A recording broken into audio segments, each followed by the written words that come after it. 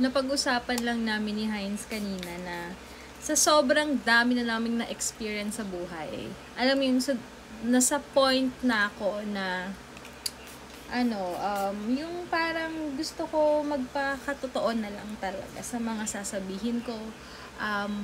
Kapag na-hurt mo ko, sasabihan kita, parang ganun. Sasabihan kita. Tapos, parang gusto ko na lang na hindi naman matira matibay, pero kasi di ba sa relationship, kailangan talaga yan give and take, guys. As in, give and take talaga yan. So, sabi ko kay Heinz, sa dami ko na experience, ayoko na ng any kaplastikan or something. Kapag may napansin ako na hindi ko nagustuhan talaga or kinonfront mo ako na may ginawa ako sa'yo, kaya kong panindigan yung sarili ko na kung bakit ko nagawa, kung bakit ko nasabi, ganyan.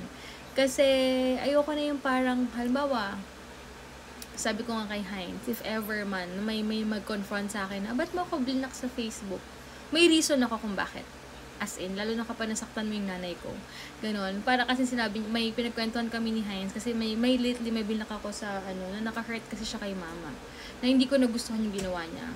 Tapos, for sure, pag nakita kami, sinabihan niya ako na, ba't mo ako blinak? Hindi na ako yung parang, ay, pasensya na po, hindi ko po alam, hindi ko alam, baka may problem ng Facebook, ganun, hindi na ako ganun, guys. Dadere kita kung bakit ka tablin na, kasi sinaktan mo yung nanay ko, parang ganun ako ngayon, unlike before na parang, ka pa, iwas ka na lang, pero ngayon, ayoko na talaga ng ganun. Kapag pagkaibigan kita, may nagawa ka sa akin na hindi ko nagustuhan, or may nalaman ako, hindi ko i-confront talaga kita, sabihin ko, kasi doon mo rin makikita yung tao kung gaano katotoo sa'yo, kung willing siya i-take yun, at kung talagang gusto niyo mag-work yung friendship niyo, parang sa relationship na mag-asawa, pag may hindi ka nagustuhan, sabihan mo, and then mag-a-adjust kayo, di ba? Or compromise, ganyan. Ganon din sa friendship, guys. Wala din talagang friendship na perfect, at hindi talaga pwedeng walang mga misunderstanding.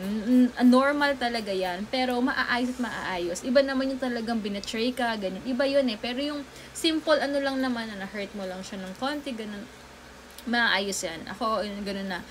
Kasi dati parang pag sinabi ko, ba't mo ako, baka po may problem, hindi ko po alam, hindi na ako gano'n.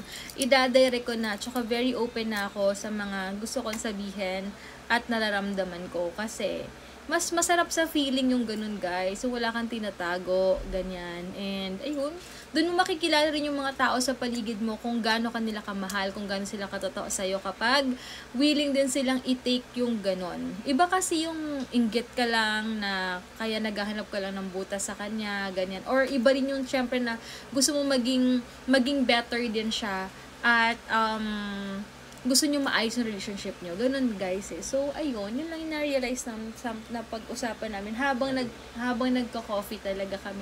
Kapag nagkakape kami ni Daddy ngayon, marami kami na-realize, ang dami ng pinag-uusapan, which is sabi niya, na-miss niya daw niya yung ganito. Kasi yun talaga yung ginagawa namin. Kapag nagkakape talaga kami every morning, ang dami namin na-realize na sabi nga tama nga. Kasi sinasabi niya sa akin, huwag ka naman masyadong ganyan kasi baka super mean mo, ganyan. Although, magiging mean ka talaga sa mga taong ayaw tumanggap ng ginawa nila. Yun lang naman yun. Pero kapag yung tao, kausap mo, matured enough na para intindihin ka na may ginawa naman, tanggap yung ginawa nila sa'yo, may talagang GGSS dito. Maiintindihan ka, alam mo yon. Kasi ganun, kaya di ba pag nagle-live ako, may sinasabi rin ako, okay lang sabihan niyo ako ng may mali or something ganyan. Kasi ako matatanggap ko yan, guys. Kasi gusto ko mag-grow. Hindi porket marami ka na experience ganyan, sobrang galing mo na, sobrang mo na. Hindi ganun, guys. Every day is a learning process din talaga at matututo pa rin tayo. At may improvement pa rin naman tayo at mag-i-improve pa talaga tayo every single day. Basta open lang tayo. Hindi porket alam natin na marami tayong wisdom or marami tayong experience is talagang pinakamagaling Hindi talaga. Matututo pa rin tayo. Lalo na sa mga taong na-encounter natin. At hindi porket magulang na tayo, guys. Porket mas matanda tayo sa ibang generation na mga ganyan is masyado na tayong magaling, niya tayo pwedeng mag-accept ng any criticism or ba yung constructive ba yon? Constructive criticism, guys. Iba naman yun, 'di ba? So, yun lang, yung something lang na realize namin today na gusto ko i-share na wag kayong sasama yung loob nyo, lalo na kung ginawa nyo naman talaga. wag sasama yung loob natin kung alam naman talaga natin ginawa natin isang bagay. Aminin natin, magbago tayo. So, ayun, para masaya. Tsaka, ang hirap magtago ng nararamdaman. Parang, ako ngayon, din talaga, sabi ni Heinz dati, wag naman masyado kasi baka maging harsh ka naman, ganyan.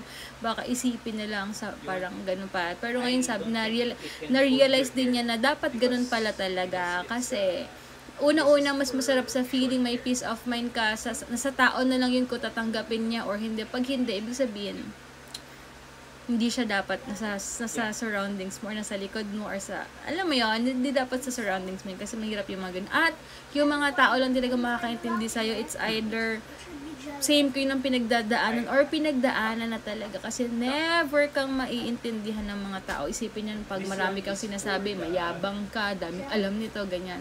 Pero kapag alam ng isang tao na pinagdaanan niya yung pinagdaanan mo at same kayo ng situation, maiintindihan ka yan, guys, diba? So, yun.